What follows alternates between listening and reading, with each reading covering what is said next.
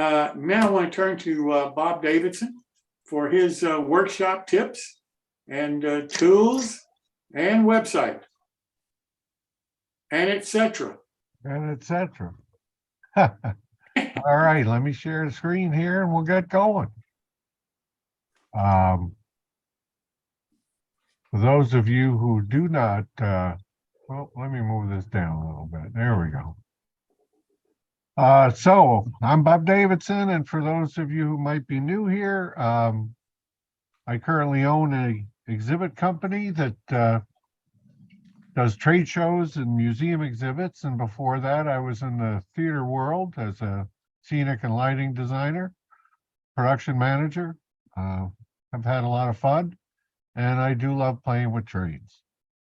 Tonight's actually week 13 tonight of workshop tips and tricks. And tonight's topic is Stuck on You, some tape and glue options from the exhibit world. So hopefully you'll see something new. We're going to start with tape. I love using these adhesive dots. They're great for holding things down, holding things together.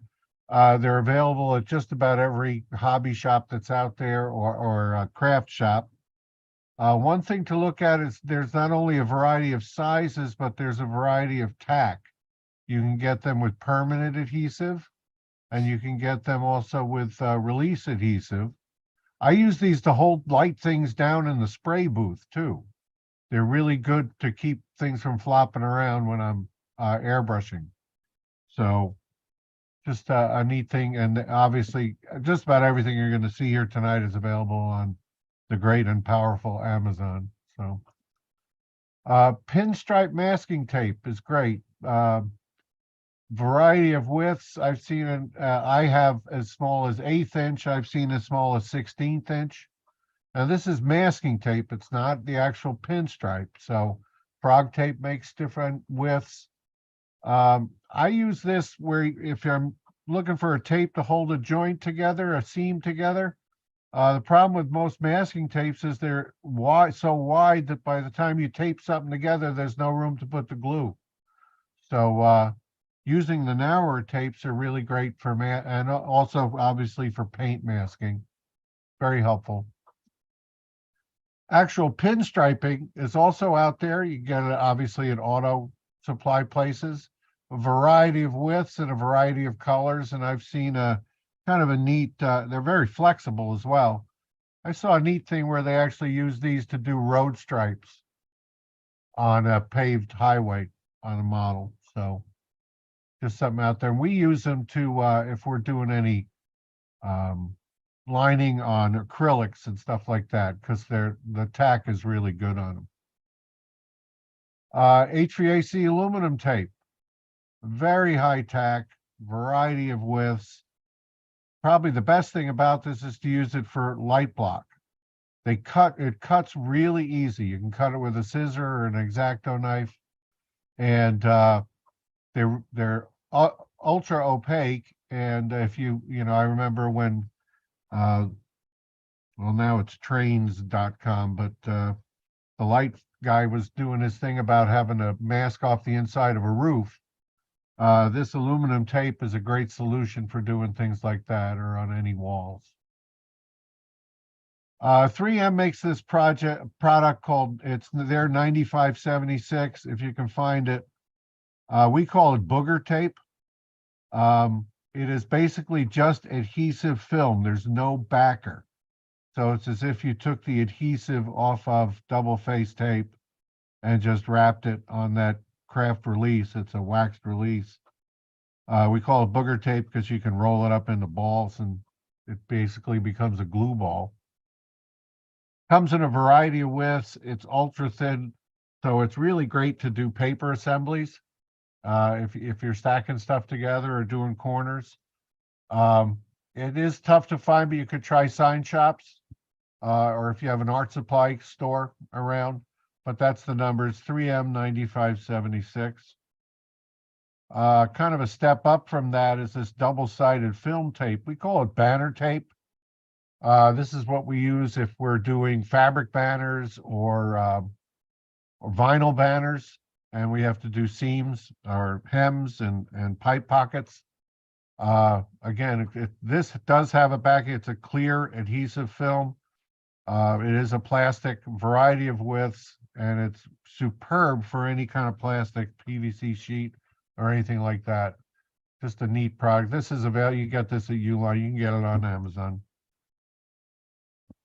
VHB, 3M VHB, very high bond. You can find this even at like Ace Hardware, stuff like that, or at other larger hardware stores.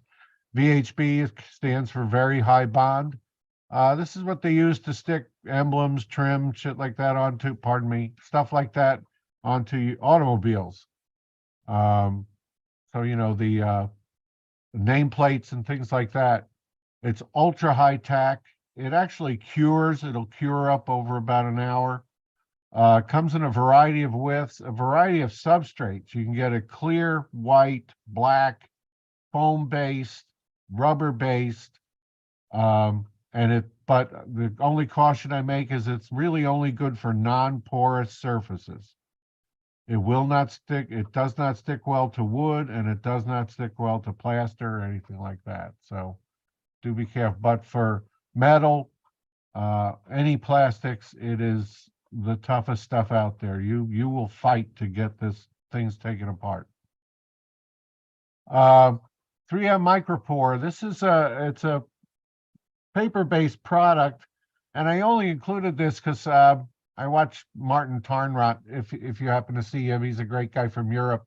Does a lot of stuff on Model Railroad Academy, but he also does sessions for Markland. He did a thing where he made corrugated roofing out of this paper tape.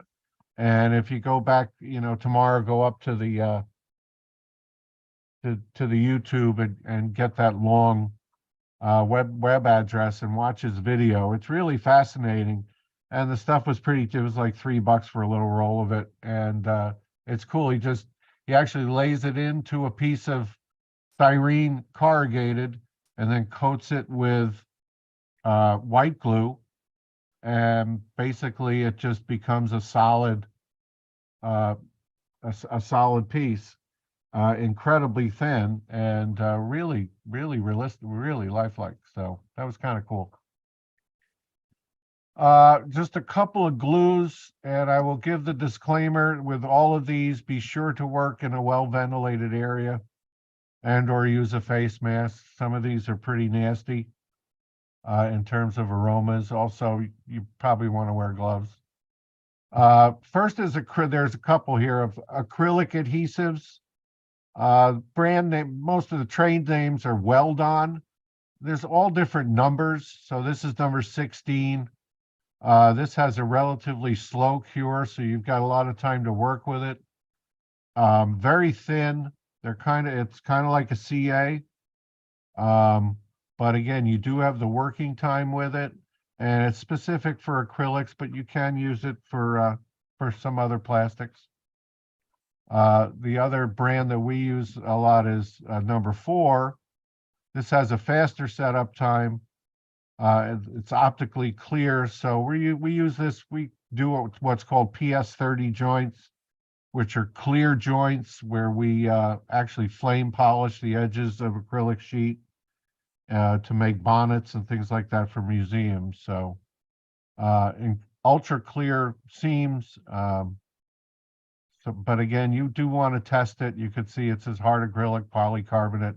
You can try it on other plastics as well. Something that I use occasionally is just acetone. It's really good for trowel setups. It's not good for a permanent adhesion, but if you just want to see how something's going to go together, just load some in a syringe, and you do want to test it on a hidden surface to make sure it's not going to eat away any paint you may have on it on a thing. But certainly for raw styrene or anything like that, and you just want to do a fit up, acetone is a great solution. As is just PVC cement. Good for trial setups. You don't have to use that big round brush that's inside there. Just use a small brush or a toothpick It can be the final bond on some materials, certainly on a expanded PVC sheet that we looked at a few weeks ago, Sintra. But you know, these are all things that are available at the hardware store. So something to look at. The tool of the week, micro drill bits. We talked about drill bits a while ago. I was hand laying some track, and the ties that come with the ITLA subways are really, really hard. So I have to pre-drill all of the nail holes. And these little tiny drill bits that you can see comes 0.3 millimeter to 1.2 millimeter. What's nice about these is you don't need to use a small chuck with it. The ends you can see are all 1/8 inch, so they work with a Dremel. Or you can chuck them into a small battery drill or something like that. Pretty inexpensive. Here you get 5 sets for $14.50 on Amazon.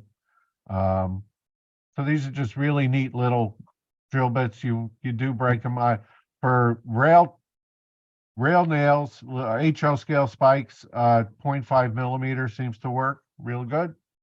You get a real tight fit, and so it's just a neat thing to have in your tool arsenal.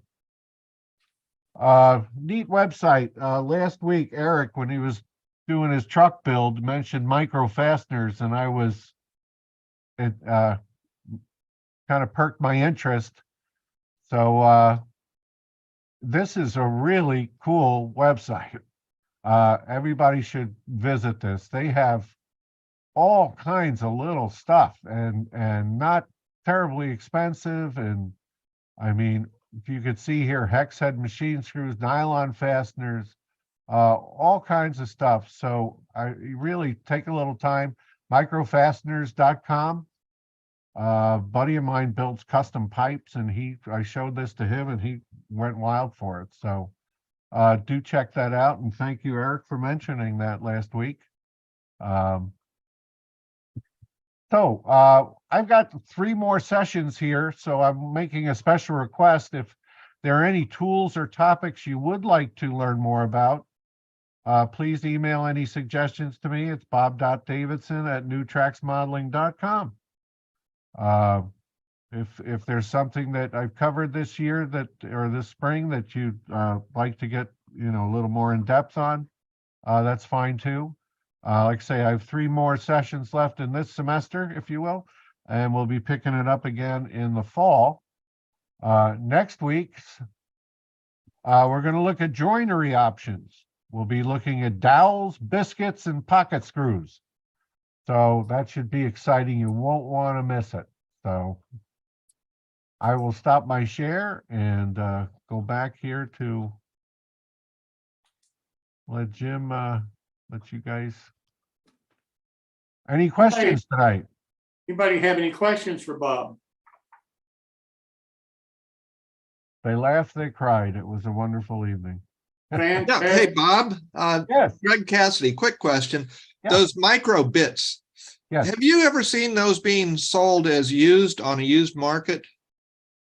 I have not. Okay, the reason I asked, we had to sell an estate for a modeler who had passed on, and he had boxes and boxes of those that he had gotten from different companies, and they were all marked used, but he was selling them, but they looked like they were in fine shape. I was just wondering if there was some kind of used market for those.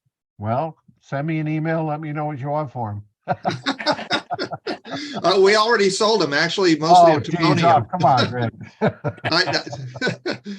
But they are great to use. I kept a couple boxes myself. Yeah, they really are fantastic. And, it's so much better than, using one of those little twisty things. Yeah. Yeah, you don't just have to use them for electronic boards. Right. Absolutely. That's right. All right. Thank you. We'll see you next week. Thanks so much, Bob. Appreciate it.